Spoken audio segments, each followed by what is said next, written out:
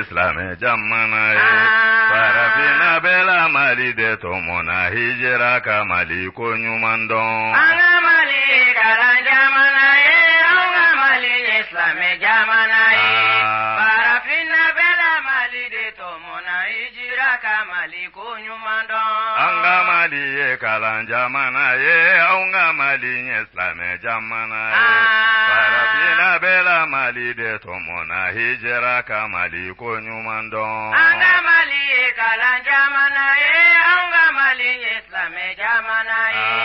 Parafina bela mali de tomona hijira kamali konyumandon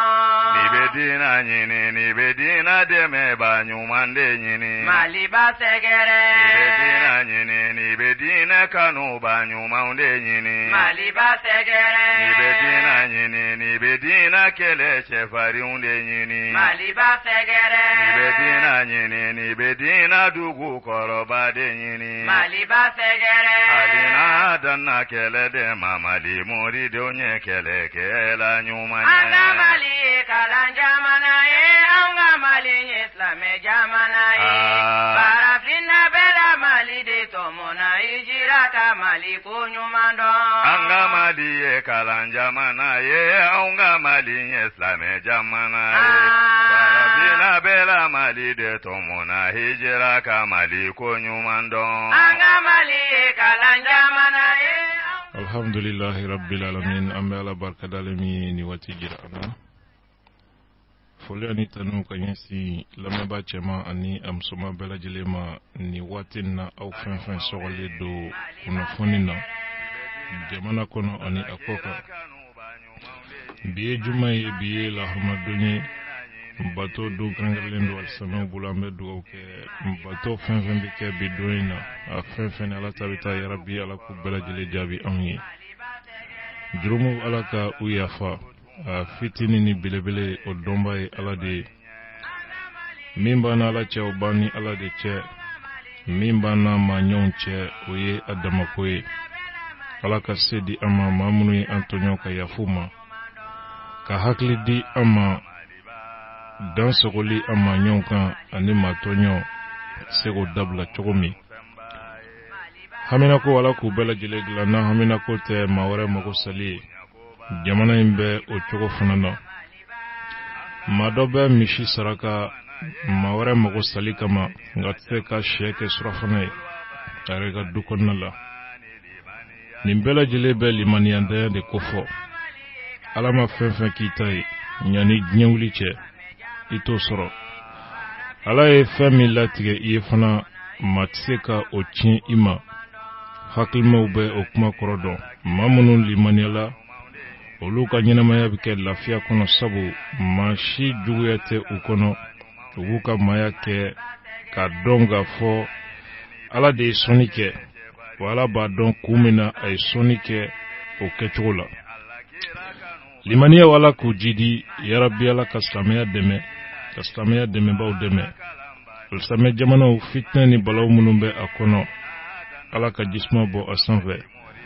bidomba inambe folike islameu bela jele jien fata nani bela jele konnala ambalmaw bismillah Parafina bela mali de tomona hijira kamali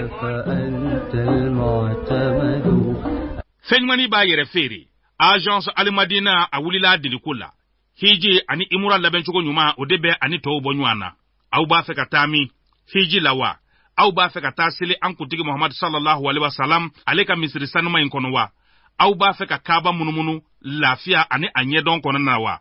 au ba fe katamina Musdalifa Jamirat ani unanywana wera ulawa ayo ko bele jileto Agence Al-Madina mo Agence Al-Madina Alibi soni sigi feminga sanwosa hiji nyadomba uka dofara uluka nyedonka mamunu nya keba uye ulufa nakaseka famyali soro Agence Al-Madina nina ka be hiji de tata hakemo ukemeka labe bela jiletike wasa okaseka lafia hiji ka yoro kilingili bela jilela Al-Madina saka naka wati bela jilela abi kunafuni jonjo di auma au kaseka hiji famu wani au sera ke yoro la au kaseka lafia ka uka dugawuke akanake diku koronala Al-Madina ukoku be dugawo ke mali hiji de belajile ye mali silame belajile ala k'a se ani k'a dɔn a musaka nɔgɔya an bɛɛ lajɛlen ka se ka taa silamɛya jɔse 5nan baaraw kɛ ni o y'i k'a dɔn hiji ye. Almadina a y'aw hakili to wuli kuma dɔ ka fisa ni i sen ka di ye maa hakɛ min ni olu kan ka ta olu damadɔnnen don. Ni aw bɛ fɛ ka Almadina sɔrɔ a ye nɛgɛjuru ta k'a ci 20 23 22 06 76 44 42 11 66 85 99 92 Almadina waati bɛɛ lajɛlen ka kɛ aw sago ani aw dɔngɔ ye. لبيك إلهي يا سند لبيك فأنت المعتمد لبيك إلهي يا سند لبيك فأنت المعتمد. an balima ka bi dɔnbaro kunnafoni fanbaw olu filɛ nin ye kunnafoni lase sɛbɛnw ye a jira k'a fɔ farafinya keleyatɔn ani l'Europe keleyatɔn olu bɛɛ lajɛla Côte d'Ivoire faaba kɔnɔ Abidjan. Hakilijagabaw bɛ senna ani bɛnkolow b'a la ka ɲini baaraɲɔgɔnya bɛ se ka sabati cogo min Europe gun ani farafina gun ni ɲɔgɔn cɛ. Jigiya dan bɛ farafina ka denmisɛnw kan lakanako ani yiriwaliko o ko nasiraw la.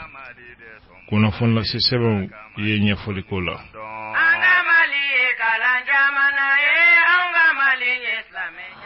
Kunnafoniw ye a jira k'a fɔ ministre Mamadu Ismail Konate a wililen kɔfɛ ka bɔ a jɔyɔrɔ la. Baara segili maa min bilala a nɔ la ministriya jɔyɔrɔ la. O baaraw tun bɛ sen na kunungo ministre a ye dantigɛli dɔw kɛ. Sɛbɛnw da sera kuma ma. An balimaw a bɛɛ lajɛlen hakili b'a la k'a fɔ min ye Mali yɛrɛ kɔrɔnfɛla ye Francis Surasuntu jalakira ka f'u ye denmisɛn dɔ bɔnɛ a nin na. O denmisɛn bɔnɛni a nin na Francis jamanatigi nana Bamakɔ don min G5 Sahel ka sommet la.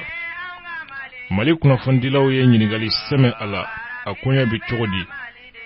Maa yɛrɛ bɛ se ka fɔ hali sommet Afrique France kɛnɛ kan ɲininkali kɛra nin ko in na. Nka jaabi jɔnjɔn tuma di maaw ma. Kunnafoniw ye a jira bi k'a fɔ sɛgɛsɛgɛli dɔw kɛra ko Francis Surasu sen tɛ a ko la. Ka da fɛn jumɛn kan sɛbɛnw ye ɲɛfɔli ko la. An balimaw ka fara kunnafoni caman kan dɔnbaro fanba filɛ nin ye min labɛnna n'a bi lase a denkɛ fɛ Abdul Niang. Nɛgɛw kunna bato ma jara ka kuma bonya ka aw lasɔrɔ aw ma kɛ fan o fan. An baden cɛman ani a musoman. Do kibaru de bɛ fɛzɛlɛ filɛ aw ye foyi ti aw ma ka aw bisimila aw tulo ma jɔ.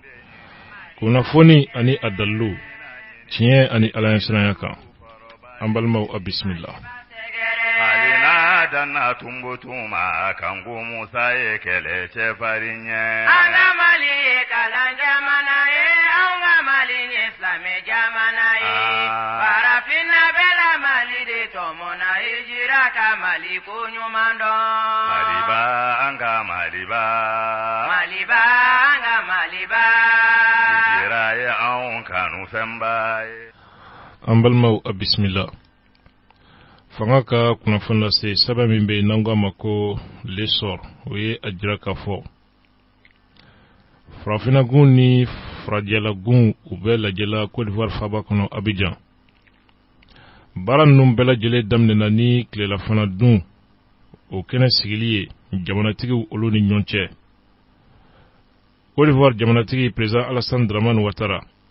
ka fara farafina jamanatigiw ani gouvernement ɲɛmaw ani Europe kan kunungo u ye sigi dayɛlɛ ni o tilelafana dun ye. U bɛ min wele ko 5e sommet entre l'Union africaine et l'Union européenne. Kuma yɛrɛ gɛlɛman yɛrɛ daminɛna waati min na sa jamanatigi caman bɛ yen Europe ani farafina kɔnɔ kɔrɔfɔ dira minnu ma ka dantigɛli kɛ bɛɛ lajɛlen y'i ka ŋaniya ɲumanya jira baaraɲɔgɔnya min kan ka tɛmɛ Europe ani farafina ni ɲɔgɔn cɛ. Kuma yɛrɛ kologilimayɔrɔ min ni o bɔra fan fila bɛɛ lajɛlen ni ɲɔgɔn cɛ o ye denmisɛnw olu ka koɲɛ ye ani gɛlɛya minnu bɛ yen ni o ɲɛsinnen don farafina ma an bɛ don min na ko bi kɛrɛnkɛrɛnlela denmisɛnw ma. Kabi ko daminɛ farafina ɲɛmaw ani Europe ɲɛmaw u ye layidu ta k'a fɔ u bɛna dɛmɛ kɛ ka ɲɛsin denmisɛnw ma denmisɛnw yɛrɛ ka koɲɛ sigi yɛrɛ kun bɛ o de kan Côte d'Ivoire faaba kɔnɔna la. Ni lajɛ senfɛ gouvernement ani jamanatigiw u bɛna sinsin fɛn min kan kɛrɛnkɛrɛnnenya la o dɔ bɛ tali kɛ baaraɲɔgɔnya kura ka sabati Europe ani farafina ni ɲɔgɔn cɛ. Laɲini ye fɛn min ye baaraɲɔgɔnya min bɛ ani ɲɔgɔn cɛ ka kɔrɔ baaraɲɔgɔnya sifaya minnu don ka hakilijagabɔ boli o kan. Jateminɛw de bɛna sigi sen kan ka yɛlɛma don baaraɲɔgɔnya taabolow la. A bɛna bɔ jɔn ni matigi ka ɲɔgɔn baaraɲɔgɔnya la ka kɛ baaraɲɔgɔnya sɛbɛ ani hakika ye bɛɛ lajɛlen bɛ hɛrɛ sɔrɔ ɲɔgɔn baaraɲɔgɔnya min kɔnɔna la. Côte d'Ivoire faaba kɔnɔ da sera farafin minnu ka koɲɛ bi senna bi Libi jamana kan ni olu b'a la ka feere i n'a fɔ jɔnw. O hukumu kɔnɔna la discours olu caman kɛra ani hakilina caman olu bɔra ka ben. Alassane Dramane Ouattara ale ka dantigɛli senfɛ a ye ɲɛfɔli kɛ k'a ɲini farafina masakɛw fɛ u bɛɛ lajɛlen ka jɛ ka wuli ka jɔ u jɔyɔrɔ la. Maa minnu bɛ yen n'o bɛ maaw ta tunkarakɛw ka taa n'u ye dogo la nin sira sugu fɛ o maaw olu bɛ se ka kɛlɛ cogo min o kɛra Alassane Dramane Ouattara ale ka ɲɛfɔli ye. O hukumu de kɔnɔna la sa da sera kɔrɔfɔ wɛrɛw ma ni soma yɛrɛ tun sigin bɛ o sanfɛ. Côte d'Ivoire jamanatigi a ye a jira k'a fɔ farafina denmisɛnw hakɛ b'u bolo bi ka wajibiya u ka ɲɛnamaya bɛ se ka kɛ kɛcogo ɲuman na cogoya minnu na ani k'u ka siniɲɛsigi boloda ni jigiya ye. O jigiya o fana bɛ sɛmɛ fɛn min na o ye danaya ye ka da farafina denmisɛnw olu kan. A ka ɲɛfɔli la denmisɛnw kalanni u degeli baara la an'u bɛ se ka baara sɔrɔ cogo min. Baskibaliya min ni o bɛ farafina kɔnɔ bi ni terrorisme kɛra o sababu jugu ye. Waati yɛlɛma cogo n'o ye changement climatique ye nin bɛɛ lajɛlen ye kungo ye. Farafina ani l'Europe jamana u kan k'u ɲɛsin fɛn min ma ka se k'o ɲɛnabɔ. Denmisɛnw ka koɲɛ a bɛɛ lajɛlen bɛ bila ni minɛn de kɔnɔna la. A ye kuma kuncɛ ni fɛn min ye o de ye nafa min bɛ ni sigi la farafina ani Europe olu ni ɲɔgɔn cɛ. Layidu di kɛnɛ don. Gɛlɛyaw olu caman tɛmɛnen kɔfɛ ni kɛnɛ sigira. Laɲini ye fɛn min ye diɲɛ yɛrɛ kɔnɔna la bɛɛ lajɛlen niyɔrɔ ye fɛn min ye ka se ka jɔ o kɔrɔ. O hukumu de kɔnɔna la min bɛ tali kɛ Union panafricaine de jeunes n'o ye farafina denmisɛnw olu ka ɲɛma ye. Francine Mayomba kuma dira ale fana ma a ye a ɲini diɲɛ yɛrɛ masakɛw olu fɛ u ka fɛɛrɛ sigi sen kan a ɲɛ kan yaasa min ye denmisɛnw ka condition farafina kɔnɔ o bɛ se ka jidi cogo min tungafɛta o bɛ se ka dabila cogo min. O siratigɛ de la a ye a ɲini farafina masakɛw ani diɲɛ yɛrɛ masakɛw fɛ o k'u sinsin fɛn min kan denmisɛnw bɛ se ka baara ɲɛdɔn cogo min ɲɛmaaya jɔyɔrɔw o bɛ se ka sɔrɔ farafina denmisɛnw olu fɛ cogo min. O tɛ se ka sabati cogo si de la fo nafolo dili denmisɛnw ma u ka baara kɛ ni a ye o bɛ se ka nɔgɔya cogo min. O kɔfɛ a ye a ɲini denmisɛnw olu bɛ se ka ye diɲɛ yɛrɛ politiki n'o ye diɲɛ hakilina tayɔrɔ n'o bɛ wele ko instance politique denmisɛnw bɛ se ka ye o fana kɔnɔ cogo min. Kow bɛ jalatigɛ yɔrɔ minnu na jamanaw ka kow la denmisɛnw olu fana bɛ se ka ye o yɔrɔw la cogo min.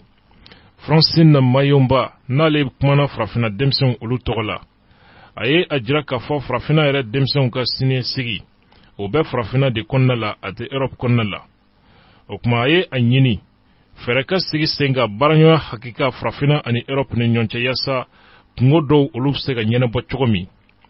O kɔfɛ Europe denmisɛnw olu ka ɲɛma kuma dira ale fana ma n'o ye Anna Widgren ye. A ye a jira k'a fɔ min bɛ farafina denmisɛnw ani Europe denmisɛnw ka fɔ baraka min bɛ o la o tɛ fɛn min bɛ danfara don u ni ɲɔgɔn cɛ. Denmisɛnw ŋaniya ye fɛn min ye ka jɛ ka siniɲɛsigi dilan ɲɔgɔn fɛ. O kuma cogoya kan ka sigi sen kan yaasa denmisɛnw bɛ se ka o jigiya sɔrɔ cogo min. O ka dantigɛli kɔnɔ farafina keleyatɔn ɲɛmaaba n'o ye Alpha Condé ye o ye a jira k'a fɔ farafina ŋaniya ye fɛn min ye ka kuma ni kumakan kelen ye ani k'u bolo di ɲɔgɔn ma siniɲɛsigi baaraw olu bɛ se ka jɔ cogo min. Diɲɛ seleke naani tɔnba ni o ye communauté internationale ye a ye a ɲini o kan ka fɛɛrɛ gɛlɛnw olu sigi sen kan fitinɛ ni balaw ni masiba min bɛ tunkarankew ka dugumasira taliko la o bɛ se ka kunbɛn cogo min. Min ye commission de l'Union africaine o ɲɛma o fana ye kɔrɔfɔta Musa Faki Mahamat o ye a jira k'a fɔ ni nafolo ma di a ɲɛ kan ka se ka dɛmɛ don farafina denmisɛnw ye ani ka se ka dɛmɛ don farafina ye ani Europe ye a ka gɛlɛ da ka don siniɲɛsigi boloda cogo ɲuman na. O kɔfɛ a y'a jira k'a fɔ baaraɲɔgɔnya farafina ani Europe ni ɲɔgɔn cɛ o kan ka kɛ sababu ye ani ka sira ta sira min n'o bɛ tɛmɛ jɔn ani matigi o ka baaraɲɔgɔnya siratigɛ la k'a bɔ geribuya ani sɔnnikɛla o ka ɲɔgɔn baaraɲɔgɔnya siratigɛ la k'a kɛ ɲɔgɔn baaraɲɔgɔnya hakika ye bɛɛ lajɛlen bɛ hɛrɛ sɔrɔ min na ani bɛɛ lajɛlen jɔyɔrɔ bɛ min kɔnɔna la. bɛɛ lajɛlen dama ka kan baaraɲɔgɔnya min kɔnɔna la ani baaraɲɔgɔnya min ni o bɛ tɛmɛ bonya sira fɛ farafina mago bɛ o de la an bɛ don min ko bi. Jean-Claude Juncker o ye Europe kɛlɛɲatɔn olu ka commission o ɲɛma ye ale ye pereperelatigɛ di fɛn min na olu ka nali farafina o ni farafina ka ɲɔgɔn baaraɲɔgɔnya a tɛ k'olu nan bɛ kalan wɛrɛ fɛn wɛrɛ kalan farafinw kunna o ni farafina ka baaraɲɔgɔnya kɔnɔ olu bɛ fɛn min faamu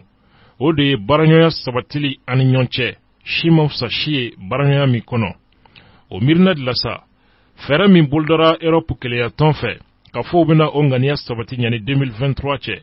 o bɛ fɛn dɔw ɲɛbila ka nafolo di adamadenw ka kungo ɲɛnɛbɔli la nafolow ka di siraw ani dɔgɔtɔrɔsow ni ekɔlisow dilanni na ani mara yɛrɛ kɛcogo ɲuman o de y'olu ka hakilina ye. diɲɛ selekɛnɛni tɔnba n'o ye Nations Unies o secrétaire général ale fana tun bɛ kɛnɛ kan Antonio Guterres a ye foli kɛ cɛsiri min kɛra G5 Sahel jamanatigiw fɛ n'o ye Mali, Burkina, Tchad ani Niger. u ye cɛsiri min kɛ terrorisme kɛlɛli la a ye o bonyamasegi k'u ye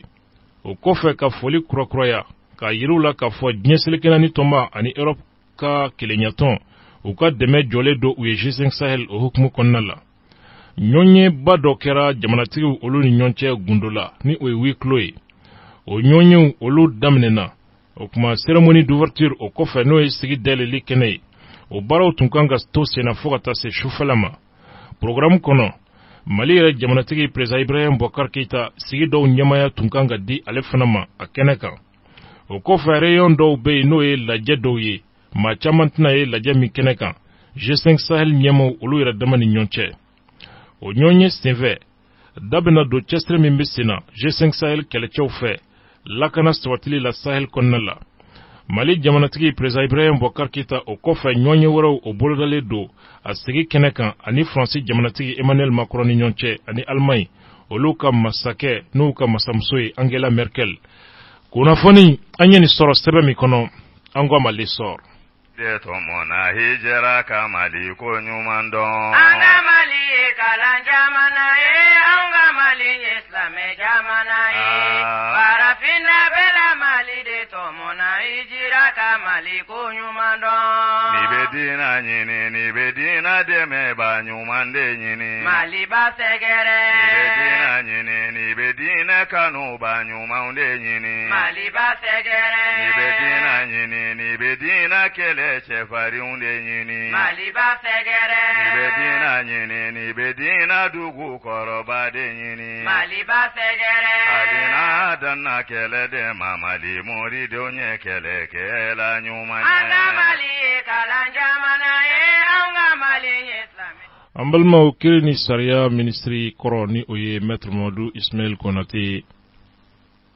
sɛbɛn bɔra ka bɛn k'a fɔ ko a yɛrɛ ye sɛbɛn di k'a fɔ ko a ye baara bila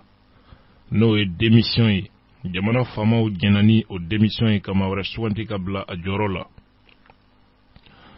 kunungo a yɛrɛ ka ministère la minisiri kura min bilala a nɔ na a n'olu ye baaraw segin ɲɔgɔn ma n'o bɛ wele ko passation de service. dossier minnu bɛ ministère la baaraba minnu bɛ yen ani sɛbɛnfura minnu bɛ yen ka o ɲɛfɔ maa min kan ka sigi a nɔ na ɲana ka tile di ka kɔ don. o lajɛ kɛnɛ kan a ye dantigɛli dɔw kɛ a ko a ka minisiriso baarakɛla bɛɛ lajɛlen tɔgɔ la a n'ale yɛrɛbakun tɔgɔ la a b'a fɛ ka minisiri kura ka fɔ ko a bisimila baara min kalifara a ma bita kɔ bita ɲɛ n'o ye jamana kiri ni sariyako ye. a ko a b'a ɲɛsin maakura min bilala a nɔ na ni o ye gardeso ye kiri minisiri. a ko a b'a fo k'a bolo kɔrɔtan jamana ɲɛmaa ye dannaya min d'a kan k'a bila ministriya jɔyɔrɔ la. O danaya ale Ismail Konate ka hakilina la a dira maa min ma a n'a ka kan ka sababuya kɛ sariya dɔnni min bɛ a la magistrat jɔnjɔn don. O kɔfɛ adamadenya yɛrɛ tabiya ɲuman minnu bɛ a la n'o ye qualité dɔn min ye, maaya ɲɛdɔn ani maaya yɛrɛ sinsin bɛ taabolo ɲuman minnu kan ni o bɛ a tigi la, a danaya dara kan ka sɛmɛ o la. O dɔrɔn tɛ, danaya min dara kan k'a bila ministriya jɔyɔrɔ la n'o ye maa min bɛna fɔ ale kɔ, danaya in sɛmɛna a la k'a da sababuya min kan o de ye ka fɔ sariyatigi don n'o ye homme de droit ye. A ko a bɛ hakɛto ɲini kɛ u k'a to a ka segin nin kuma in kan. Danaya min dara ministri kura kan k'a bila ale nɔ na, a danaya sɛmɛn bɛ fɛn min na sariyatigi don, maa min bɛ kow la tile n'o ye homme de droit ye.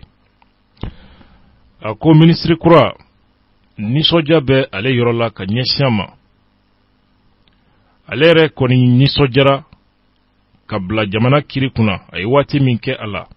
ani cɛw ni musow jɛra k'u bolo di ɲɔgɔn ma ka baara kɛ ministriso kɔnɔ. Waati do ale ka foli kɛ ka ɲɛsin wa baara ɲɔgɔnw ma,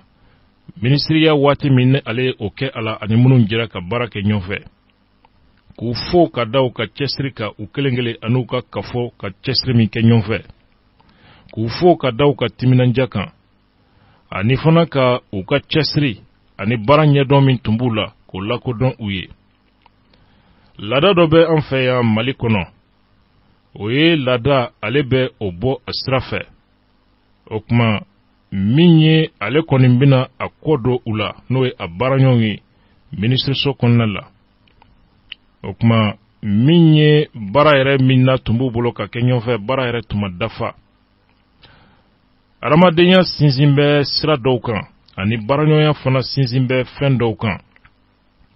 O fɛn ninnu i bɛ jateminɛni kɛ kuma dɔw la a tɛ taa fɛn min kɔ, o ye dɛsɛ, o bɛ baaraɲɔgɔnya kɔnɔ. Dantɛmɛ cɛw ani musow ni ɲɔgɔn cɛ, o bɛ baaraɲɔgɔnya kɔnɔ. Kuma dɔw la dɔ bɛ yɛlɛ dɔ ka hakɛ kan. Madama maaw bɛ ɲɔgɔn ye, madama maaw bɛ ɲɔgɔn baaraɲɔgɔnya, a bɛ ɲɔgɔn tanu, a bɛ se ka kɛ a bɛ ɲɔgɔn tanu ni tanu ko jugubaw ye, walima a bɛ ɲɔgɔn tanu ka dan hakɛ la, walima a bɛ furuku ɲɔgɔn kɔrɔ.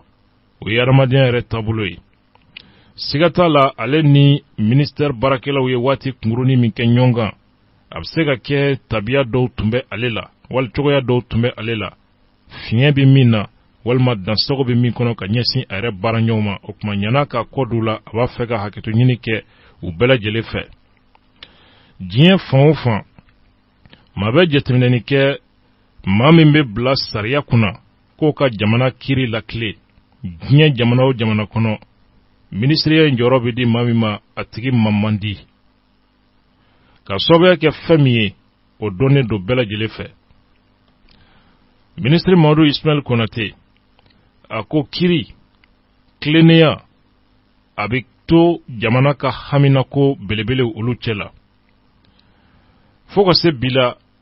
a gɛlɛya bɛ maaw ma ka jɛ ni kiri ye, ka jɛ ni laadiriya ye ani tilennenya ye.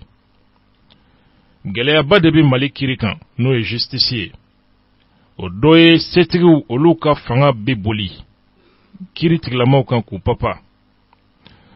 O kɔfɛ u ka fanga yɛrɛ min bolilen don kiri tigilamaw kan, fanga cɛjugu don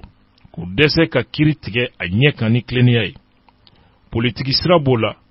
jamana yɛrɛ kɔnɔ kow, jamanadenw walima maabaw, o dɔ ka hakilina ka boli kiri bɛ maa minnu bolo olu kan k'u dɛsɛ baara la ka sariya mɔntɔ ka da kɛrɛfɛ. O fana ye tiɲɛ ye an ka jamana kɔnɔ. Fɛn wɛrɛw fana bɛ yen minnu ni o bɛɛ lajɛlen yangan bɛ Mali kiri kunna, min b'a dɛsɛ kiri ka kɛ laadiriya ye, kiri ka kɛ tilennenya ye. Ale da delila ka se o ma. O kuma min ye hali ministre min kan ka bila ale nɔ na, o yɛrɛ da delila ka se a kuma ma, a bɛ a fɔ nin yɔrɔ la. N'i ye kiri jateminɛ ni o ye justice ye, maa minnu ni olu kiri kalifan bɛ olu la, olu jogo, o ye fɛnba de ye, wa o ye fɛn ye min kan ka lajɛ wajibi la. Nka o ni a ta bɛɛ, justice hali n'a y'a sɔrɔ fiɲɛw bɛ a la Mali kɔnɔ, a ma kan ka kaburu do pewu ka ko yɛrɛ bɔ sen na o kuma jamana marali la kabila marali la ani maaw ni ɲɔgɔn cɛ koɲɛw o dilanni na justice o de ye jaabi fɔlɔ ye ani fɛɛrɛ fɔlɔ ye min bɛ se ka jamana bɔ dingɛ kɔnɔ i n'a fɔ anw ka jamana bɛ degun min kɔnɔ an bɛ yɔrɔ min na ko sisan a ko justice banamini don min bɛ se ka kisi ni tanga kɛ ka ɲɛsin dansago ni maaw ka hakɛ tiɲɛni ma ka ɲɛsin tɔɲɔ ma ka ɲɛsin dankariwalew olu sifaya caman ma ani sariya sɔsɔ baaraw justice de kan ka banamini kɛ ka da politiki kɔtɔrɔma bɔ yasa kiri ladiriya ni tileniya bɛ sabati cogo min justice de kan ka kɛ kogo ye ka kisi ni tanga kɛ sabula politiki dan bɛ tali kɛ yɔrɔ min na o kuma kiri kan ka jateminɛni kɛ politiki kana na kiri mara ɲɔgɔn tɛ a bɛ kɛ bɛngani ani dansago ye maaw ka hakɛ la kiri de kan ka maaw kisi ka tanga ka bɔ nin bɛɛ lajɛlen yɔrɔ la o kuma kiri kan ka fandanw ni dɛsɛbatɔw ka olu tanga ka bɔ setigiw ma kiri kan ka kɛ bamuru de ye ka setigi gosi fandan ka se ka bila a ka hakɛ kɔnɔna la a ko minisiri kura jamana jujiw olu ka kununi k'u kɛ maa kuraw ye maa minnu bɛ hami ni ladiriya sabatili ye wajibi dɔ bi an ka jamana kɔnɔ ka da kan an bɛ kiimɛ min kɔnɔ hali n'a y'a sɔrɔ min ye a mana kɛ k'u ka baara min kalifan bɛ u la nafa ni bonya min bɛ a la o dɔnbaliya mana kɛ cogo cogo ani jɔyɔrɔ min diri u ma ani ka nafa ni se min di u ma o kuma u ka se ka baara kɛ a ɲɛ kan o ni a ta bɛɛ maa bɛ jateminɛ min kɛ o de ye k'a fɔ sariya waleyali an ka jamana kɔnɔ ani jamana yɛrɛ bɛɛ lajɛlen kɔnɔna la wajibi don yaasa jamana maracogo o bɛ se ka sabati cogo min kiri kan ka ɲangini kɛ ni sariya sɔsɔra kiri kan ka basigi sabati jamana kɔnɔ kiri kan ka setigi ka se ka dan jira a la o kuma kiri kan ka politiki o bila a ka baara kɛ jamana ka hakɛ o nafa kama kiri kan ka kow ka olu fɛsɛfɛsɛ sariya bɛ se ka boli cogo min nka ko kana kɛ maako ye jamana si tɛ yen walima sigida si tɛ yen min kɔni bɛ se ka dan ye cogo dama ma kirisow ni kiritigɛlaw bɛ yen ye ɲɛna jama ma nka kiri yɛrɛ tɛ yen fɛɛrɛw bɛ tigɛ ka kiri ni sariya tunɔmi ka da jamana si tɛ se ka jɔ o sira fɛ jamana tɛ yen ko tiɲɛ bɛ falen nkalon na ko jamana bɛ hɛrɛ sɔrɔ jamana tɛ yen ko maa kelen walima maa damadɔ ka tɔnɔ o bɛ yanga jamana bɛɛ lajɛlen ka tɔnɔ sanfɛ ko jamana bɛ jɔ o sira kan o tɛ se ka kɛ cogo si de la jamana tɛ yen min bɛ se ka ɲɛnamaya kɛ ani ka yiriwa sɔrɔ k'a sɔrɔ ko kiri tɛ a jamana kɔnɔ jamana tɛ yen min bɛ basigi sɔrɔ ka lafiya sɔrɔ ka kelenya sɔrɔ ko kiri tɛ o jamana kɔnɔ kiri o de kan ka sabati bɛɛ lajɛlen ye wa bɛɛ lajɛlen kan ka jɛ ka baara kɛ yaasa kiri bɛ se ka sabati cogo min la justice est pour tous et tous pour la justice a ko minisiri kura siga kisɛ kelen tɛ ale la k'a fɔ cikan min filɛ nin ye ka bɔ ale da a bɛna nin cikan ninnu faamuya sabula kabi bi tɛ minisiri kura a bɛ nin cikan ninnu bɛɛ lajɛlen faamuya ale ye kuma fɛn o fɛn fɔ a bɛ se k'a tiɲɛtigiya o kama minisiri kura a bɛ fɛn min fɔ a ye siga t'a la k'a fɔ a bɛna baara kɛ yaasa jujuw ka se ka a faamuya o kuma min ye nin ŋaniya ninnu ye ani nafa min ni jɔyɔrɔ min bɛ kiri la ani olu yɛrɛ la jamana basigili la kiritigɛlaw bɛna o faamuya jamana kɔnɔna la olu ka ntanya jamana kɔnɔ walima olu ka dɛsɛ ni lafu jamana kɔnɔ a bɛ kɛ sababu ye maa wɛrɛw bolo olu ka u yɛrɛ bila kiri nɔ na maa minnu ni olu ni a man kan misiri ye alimami de ta ye o kuma min ye kerecɛnw fana ka batokɛyɔrɔ o y'u ka kure ta ye a ko minisiri kura a bɛ minisiri so tile di a ma k'a kɔ don a la minisiri so min yɛrɛ ni a kalifara ale la a bɛ kalo 16 bɔɲanko la a bɛ dugawu kɛ baara min bɛna kalifa minisiri kura la a ka se ka baara in kɛ ale ma se ka se yɔrɔ min ka kɛ ka tɛmɛ yen kan o kuma ale ma se ka fɛn o fɛn fana kɛ n'a ŋaniya tun bɛ ale la nka ale ma se ka a kɛ a b'a kanu minisiri kura a ka se ka o baara kɛ ale ka dɛsɛ ka se k'a ka baara kɛ a ɲɛ kan dɔwɛrɛ tɛ waati kuntala surunya don sen danya do ŋaniya danya do ŋaniya min tun kan ka jira k'a fɔ ŋaniya ɲuman bɛ yen k'a dɛmɛ a ka baara la mɛ kuma cɛsiri min ni o tun kan ka kɛ ale fana o dɔgɔya ka baara la ani dɛmɛbagako o dɔgɔya ani dɛmɛ dɔgɔya ani ka taa se dɛmɛbagako o dɔgɔya o kɛra sababu ye ale tun kan ka nin kungo minnu ɲɛnabɔ ka dɛsɛ ka se ka ɲɛnabɔ o kuma minisiriso tile a b'a di minisiri kura ma ka dugawu kɛ a ye baara min kalifara la Ala k'a ta fanga di a ma ka kisi ka tanga kunnafoni Mali jɛti a bila Anga Mali ye kalan jamana ye anga Mali ye Islamɛ jamana ye Farafina bɛla Mali de tɔmɔna hijira ka Mali ko ɲuman dɔn an balimaw an ka farafin minnu ni olu b'a la ka lagosi ta Libi jamana kɔnɔ aw bɛɛ y'a ye k'a fɔ ko min bɛ a dugu ma sabu maa caman kumana nka kuma yɛrɛ tiɲɛ ye fɛn min ye da ma se o yɔrɔ ma a tun man ɲɛna debaw caman kan ka bɔ ka ben nka ni waati korona tan ma se ka sɔrɔ ka walawalali kɛ Libi problème na bibi na farafinw b'a la ka minɛ Libi k'u torturer cogo sugu bɛɛ la fagaliw ani jolibɔnw lagosi ka na sugu yɛrɛ sigi farafin bɛ taa feere yɔrɔ min an balimaw maa kan ka hakili jagabɔ kɛ o waati kelen kɔnɔ Mali ministre min ɲɛsin bɛ tunkarankew ka ko ma o wulila ka taa Banamba ko k'a fɔ maaw ye ko ka tungafɛ ta ko k'a dabila an balimaw o waati kelen kɔnɔ farafina masakɛw ni Europe masakɛw farala ɲɔgɔn kan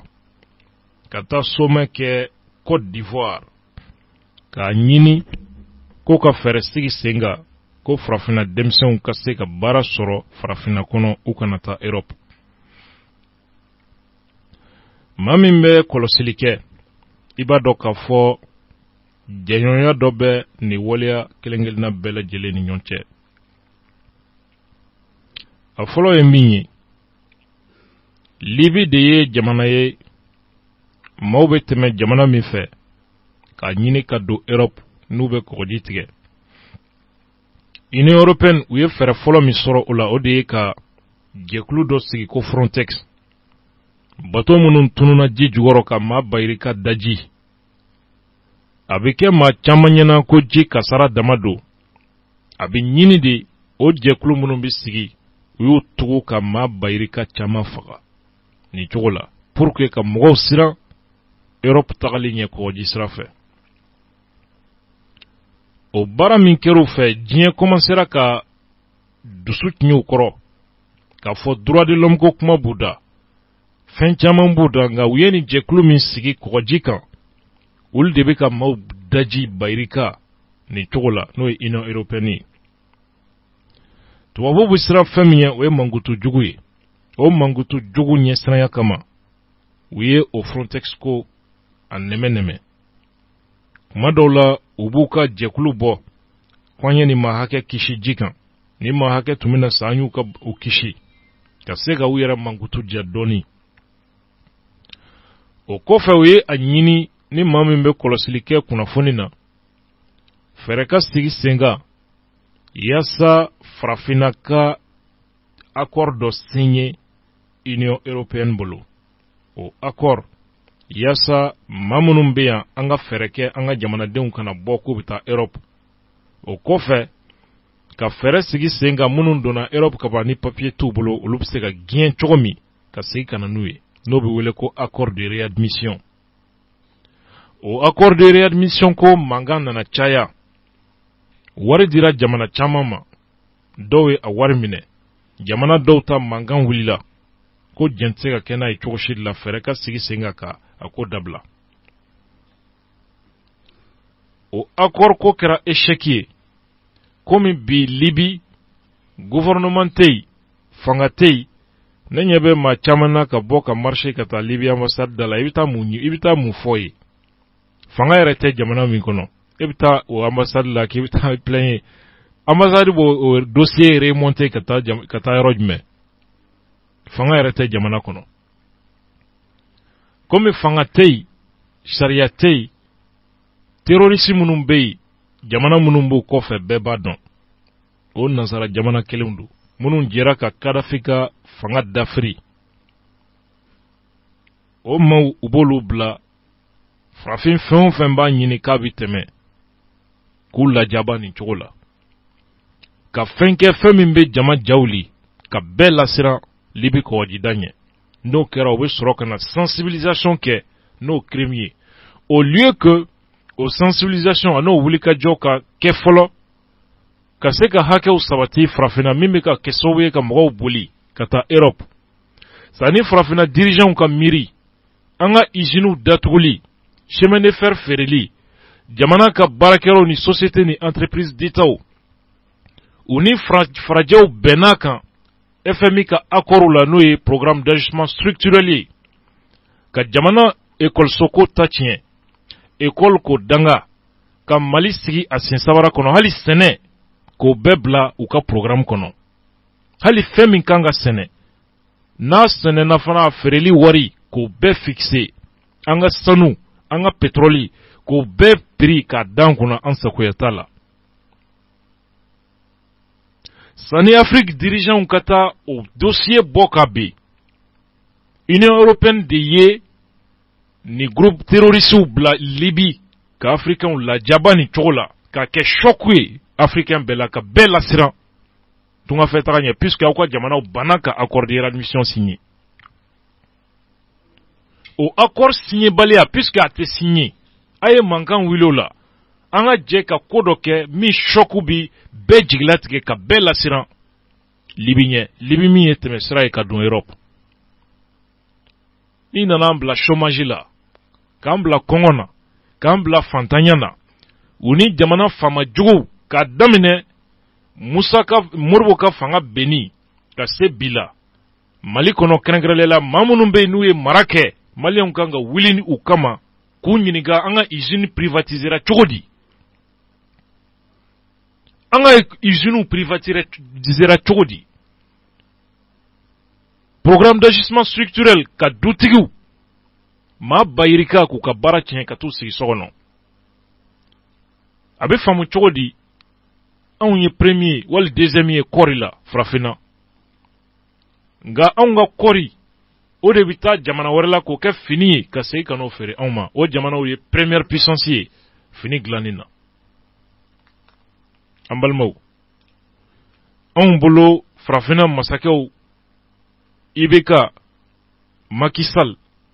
Mamadou Issoufou Alassane Roch-Marc Christian Kabore anw tun ɲɛna u bɛna taa o di Faransi ka kuma problème causé de la anw ma deli k'a ɲini ka taa Faransi an ma deli k'a ɲini ka taa Europe ni Faransi de ye a ɲini ka na Afrique kɔnɔ ka kɔgɔji tigɛ ka ba tigɛ mun kama parce que richesse bi yan u y'an ta de ta ka taga n'a ye k'anw mago sa anw ka sɔrɔ de bɛ olu ka jamana kɔnɔ Faransi ye premier bɔ a la jiri tɛ Faransi ye premier wali troisième ye sanu na sanu tɛ Faransi ni ji ni neige tɛ ressource tɛ yen min bɛ Faransi kɔnɔ o sanu bɛ bɔ min Faransi pétrole Gabon ka kɛ puissance énergétique ye Gabon pétrole do u perdulen Sahara pétrole la ni Algérie a ka indépendance ta u taara sigi Gabon ka elfu créer ka bɔ yen ka na kɛ Total ye anw ka richesse o bɛ ka taa ye anw ka sanu o bɛ ka taga ye ji tɛ yan courant tɛ yan anw ɲɛna anw ka dirigeants bɛna taa o kuma de fɔ an ka segin ka contrat miniers ka renégocier de 20% ka taa 50% na an ka sigi ka CFA ko kuma fɔ min bɛ k'anw kɛ jɔn ye min bɛ k'an dɛsɛ ka agriculture financer ka école financer les rigueurs budgétaires imposées par les FMI wari min bɛ don jamana kalan na a décidelen don anw ka jamanaw budget mana kɛ FMI de bɛna lajɛ si c'est conforme bɛn kɛra kan cogo min Pourquoi on a lajɛ? Parce que budget bi kɛ de telle sorte que financement kana se ka don da dɔ fɛ. A ti taa kalan na, a ti taa kɛnɛya la, a ti taa agriculture la. Pour que kɔngɔ kana ban, kunfinya kana ban, bana ni fɛn kana ban. C'est ce qu'on appelle la rigueur budgétaire. Avec tout ça, comment voulez-vous que an ka hɛrɛ sɔrɔ an ka jamanaw kɔnɔ? Comment voulez-vous que an kana taa Europe? Puisque u siranna accord de réadmission tɔgɔ ɲɛ, i b'i ka kumana discours dɔ la kɔsa in na, où il parle de co-développement. Parce que c'est pas pour rien où ye an ka kalan ta tiɲɛ. Pour que an kana fɛn dɔn. Accord de réadmission wele tɔgɔ wɛrɛ de ye co-développement ye. C'est la même chose. Pourtant, il jure que m'a accord signé. L'accord de réadmission, Akatouarange ou Kanataga, a wele toro flana, betemindon, c'est ça le co-développement. C'est de cela que parle Ibeka. Macky Sall ou ni Burkina présent ou ni Nigerou, c'est de cela qu'il parle. Au accord signé na ou ni Union européenne ni Yonche. C'est pourquoi Libye ou est choqué que moro là, ka moro mine quoi ou brutalisé, ou déchiré, ka frafin que joint, ko ira Afrique là pour que quand bella serano que la sensibilisation minoya. C'est comme ils ont fait avec le port du voile intégral. Pour que ka muso slame muso ka hijabu doni pour que ka akeleli noya ube a hijabu do mogola munu mita atanta ke ka jama bayri ka faga. Donc no kera l'islam o yera ba fo na sera ni ma jagoate ay ni bo. Parce que bébé siran. C'est la même chose qu'ils ont fait en Libye, ka frafin torturé koul la jaba Union européenne ka barado ka se ka sensibilisation noya Afrique dirigeant. Pour que au cas faut ka peuple aywa nimbe nautara ni de bikaula ata chogodon. Et ils viennent maintenant bara noyera si l'habitat banamba ko aywa aw munu koko aw ye maraka ye ko tunga fetaka ko debe anyeba la mimbi libi ati sabali aya dabla ay toya bara nyena. Pourtant ils disent que accord ma signé. Uni Union européenne bita Abidjan ko sommet ka trunina anno goni fait. Sani choku minkera mola effet kataka. Ko bena développement créé. Comment voulez-vous apporter le développement? Unité au quoi jamana kono. Orange de bien. Quand un milliard tche. On aurait qu'à souhaiter les télécommunications tei. Oui, est tellement magosa ko siga sin sabara kono ka kenen labla. Ma wara oui. Anga koma texiu. Oui, ni bête détruit. Pour que produit mon biglan Europe, au lieu qu'on a fait, on fait quand on qu'est souillé, mais fin te glan. Quand on ne produit rien. Comment voulez-vous que Demson ka barasoro? Comment voulez-vous que chômage ni fantin ka doya? Ni kala arrêté, d'autres sauté, fouetté. Au lieu de parler de ça, abina fode an yɛrɛ ka richesse an ka sɔrɔ min n'o bɛ ka cɛ ka taa ko non ko ka Europe taga dabila an balimaw anw t'a fɔ maa si ye k'u ka dabila anw t'a fɔ maa si ye k'u ka tungafɛ taga dabila ni tungafɛ taga bɛ dabila an ka sanu je sais pas anw fana komi anw fana hami tɛ foyi ye politiki mɔgɔw ka manamana mankanw Sumela bi yɛlɛ Ibeka bi jigi karisa bi yɛlɛ karisa bi jigi hami min bɛ an na o y'o dɔrɔn de ye sinon comment se fait-il que sanu bɔyɔrɔ joli bi Mali kɔnɔ o sanu bɛ ka taa min je pense que ni jama bɔra anw bɛ gɛn ka bɔ Europe avion bɛ jigi senu don min maaw ka bɔ ka taa Lolo maaw ka bɔ ka taa Kalana jama ka bɔ ka taa Kayi zone kɔnɔ Sikaso zone kɔnɔ sanu bɔyɔrɔ minnu bɛ yen société minnu bɛ yen jama ka bɔ ka taa yen sanu bɔyɔrɔ minɛ dès que avion fɔlɔ bɛ na on verra ni min mago bɛ min na mais tout ça c'est pas notre problème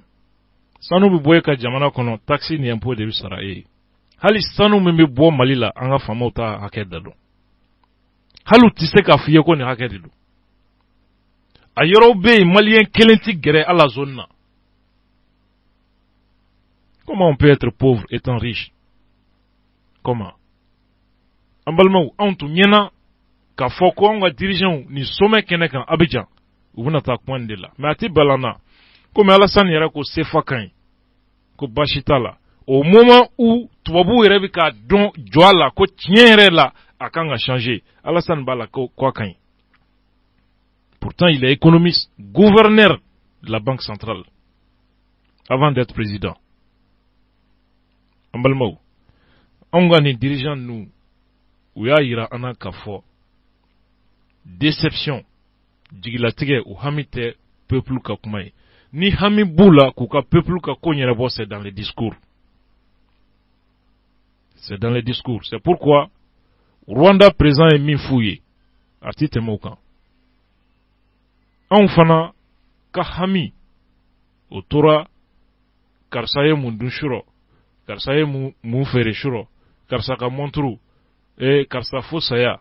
karisa an b'i kɔ a donna tan a bɔra tan campagne langolon dunu bala tɛgɛrɛ c'est pas pour rien aussi que campagne kɔnɔna na dunu ni t-shirti bala ni show o de bɛ kɛ ka jeunesse mobiliser c'est pas pour rien parce que u b'a dɔn kalan t'an ka sira ye u tɛna ni livre ye u tɛna ni formation u tɛna ni conférence ye u bɛna ni bala ni show de ye u bɛna ni ballon de ye u bɛna ni t-shirti de ye u bɛna ni thé ni sukaro de ye parce que o de y'an hami ye ni thé ni sukaro ye aw bila ka jamanatigi ta k'o sigi ka député ta ka maire ta u kɔni sigi ni bi cɛ ne m'a mɛn ko dɔ farala thé sɔngɔ kan parce que thé de tun y'aw hami ye campagne na jamana gɛlɛyara thé ma gɛlɛya o thé nɔgɔyara yɛrɛ ka tɛmɛ kunun kan parce que o de tun ye aw yɛrɛ hami ye campagne kɛra n'o de ye a y'u sigi o de kama wa thé nɔgɔyara sukaro fana nɔgɔyara dunu ni bala kɔni a ma kɔ tigɛ bala ni show mini kase mini détruire mini en haut en bas o kɔni bɛ yen a ɲɛ kan mini bɛ yen a bɛ bɔ télé la a bɛ radio la sabar bɛ yen boîte bɛ yen dɔngɔrɔ bɛ yen Bamakɔ fan bɛɛ hali n'i t'a fɛ k'a mɛn i b'a ye hali n'i t'a fɛ k'a ye i b'a ye parce que campagne kɛra o de kan parce que an sɛbɛ ye o kow de ye i bɛ taa ekɔliso la bibliothèque tɛ yen mankan ma deli ka k'a la cours bɛ suspend parce que ko micro pile dama ko pile banna informatique tɛ yen foyi tɛ yen i tɛ foyi mɛn nin ko la nka ekɔlidenw bɛ taa 72 heures de grève ko AM ségrégé sigi bɛ yen kalan bɛ jɔ tile 3 o dama kama donc an balimaw anw ka farafinna dirigeants u y'a yira nin kɛnɛ kan surtout ko min kɛra Burkina u y'a yira farafinna u y'an bɛɛ kuma suli u y'an balimaw jigi kari tɔɔrɔ min y'u sɔrɔ Libi k'o tɔɔrɔ ta k'o exploiter pour que u tun dɛsɛra ka accord min signé ka na tinti an hakili kan ni Libi problème ye ni chômage kuma bɛ fɔ ni denmisɛnw ka baarako y'u ŋaniya ye u tun kan ka kuma CFA ko de la CFA min b'a ni Faransi cɛ an tɛ to a kɔnɔ ka hɛrɛ sɔrɔ u tun kan ka kuma anw ka faamu na bɛnkan minnu bɛ ani Faransi cɛ n'o ye accord de défense militaire ye G5 Sahel a bɛ n'a fɔ a sigira yɛrɛ de maa minnu bɛ yen ni olu bɛ tungarankew bɔ dugu la ka taa dugu la n'o ye passeru ye ka se k'olu kɛlɛ terrorisme ko tɛ anw tun bolo développement ko n'o bɛ kuma bɛ fɔ Afrique n'o kuma bɛ fɔ Mali kɔnɔ an ka usine minnu n'u ye a buruja tubabuw ni faamaw an ka faamaw ka bɛn kan ka wari dun ka usine feere ka baarakɛlaw bila chômage la n'olu n'u ka denbaya bɛ kasi la hali bi u ka hakɛ nɔfɛ anw tun bolo discussion kan ka boli o de kan an ka usines ka segin a cogo la pour que an ka matière première bɛ se ka transformer sur place n'o dayɛlɛla chômage kɛlɛli mɔgɔ tɛna ɲɔgɔn sɔsɔ a ko la. Usine, chemin de fer, ana ɲɔgɔnna caman ni yɔrɔ la an bɛ foli lase député ma, honorable Umar Mariko. Maa min ye nin kɛlɛ kɛ Mali kɔnɔ, ale don. Anw tun ɲɛna kuma bɛna taa boli nin yɔrɔ de kan. Nka kuma taara boli gɛlɛya min y'an balimaw sɔrɔ Libi. Union européenne ka janfan kɔnɔ. N'an ka faamaw b'a tiɲɛ kalama. K'o gɛlɛya ta k'o yankan, k'an lasiran, pour que an ka sigi yan kɔngɔ la, an ka sigi yan dekun kɔnɔ, an b'o fantanya n'o fɛn bɛɛ la ka tila ka na basigibaliya sabati an ka jamana kɔnɔ. K'an ka jamana di terrorisiw ma, k'an ka jamana di jamana tilabagaw ma. Lafiya ni basigi min tun bɛ yan k'o fana kɔli an na. O tasuma kɔnɔ k'an ka sigi o cɛ la. Bɛɛ ka to i nɔ na. Mɔgɔ min sigilen bɛ dugumɛnɛso da la. O tigi ko tɛ dɛ. O bɛɛ la ko an kana bɔ, k'an ka to yan. Peut-être i b'a sɔrɔ an bɛna ɲɔgɔn sogo ɲimi. Komi campagne na, an fana ye baramaw de minɛ ko ka tila k'a fɔ ko an denw ka baara ko. O barama min n'an y'a minɛ, u labanna ka an denw kɛ o kɔnɔ k'u jiran. U bɛ k'a dun bi. Ala k'an sɔn hakili ɲuman na.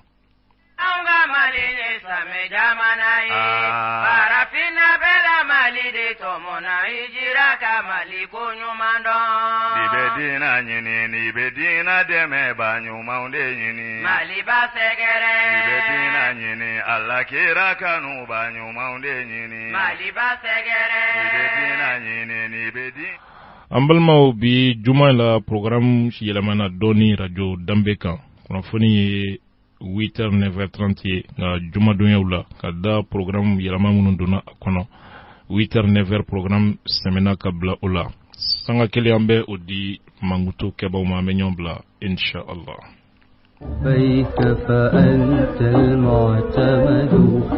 Fɛnɲumani b'a yɛrɛ feere agence Alimadina a wulila diliko la. Hiji ani imura labɛncogo ɲuman o de bɛ ani tɔw bɔ ɲɔgɔn na. Aw b'a fɛ ka taa min hiji la wa? Aw b'a fɛ ka taa seli an kuntigi Muhammad sallallahu alaihi wasallam ale ka misiri sanuma in kɔnɔ wa? Aw b'a fɛ ka Kaaba munumunu lafiya ani a ɲɛdɔn kɔnɔna na wa? Aw b'a fɛ ka taa Mina, Musdalifa, Jamirat ani o n'a ɲɔgɔnna wɛrɛw la wa? A y'o ko bɛɛ lajɛlen to agence Alimadina mɔ. Agence Alimadina ale b'i sɔnni sigi fɛn min ka san o san. Hiji ɲɛdɔnbaw ka dɔ fara olu ka ɲɛdɔn kan, maa minnu y'a kɛbaw ye olu fana ka se ka faamuyali sɔrɔ. Agence Alimadina ɲina ka bɛn hijiden ta hakɛ mɔ, u kɛmɛ ka labɛn bɛɛ lajɛlen tigɛ walasa aw ka se ka lafiya hiji kɛ yɔrɔ kelen kelen bɛɛ lajɛlen la. Alimadina saga n'a ka waati bɛɛ lajɛlen la a bɛ kunnafoni jɔnjɔ di aw ma, aw ka se ka hiji faamu, wa ni aw sera kɛ yɔrɔ la aw ka se ka lafiya, k'aw ka dugawu kɛ a kana kɛ degun kɔnɔna la. Alimadina u ko k'u bɛ dugawu kɛ Mali hijiden bɛɛ lajɛlen ye, Mali silamɛ bɛɛ lajɛlen, Ala k'a se ani k'a dɔn a musaka nɔgɔya, an bɛɛ lajɛlen ka se ka taa silamɛya jɔsen 5nan baaraw kɛ ni o y'i k'a dɔn hiji ye. Alimadina a y'aw hakili to wuli kuma dɔ ka fisa ni i sen ka di ye. Maa hakɛ min ni olu kan ka ta olu dama dɔnnen don. Ni aw bɛ fɛ ka Alimadina sɔrɔ a ye nɛgɛjuru ta k'a ci 20 23 22 06 76 44 42 11 66 85 99 92. Alimadina waati bɛɛ lajɛlen ka kɛ aw sago ani aw dɔngɔ ye. لبيك إلهي يا سند لبيك فأنت Mali kalan jamana ye aunga Mali Islam jamana ye Farafina bela Mali de tomona hijira ka Mali ko nyumandon Anga Mali kalan jamana ye aunga Mali Islam jamana ye Farafina bela. Amalma an bɛ foli lase lamɛnbaaw ma fo ka se nin waati la aw fɛn fɛn tun sɔgɔlen don kunnafoni na.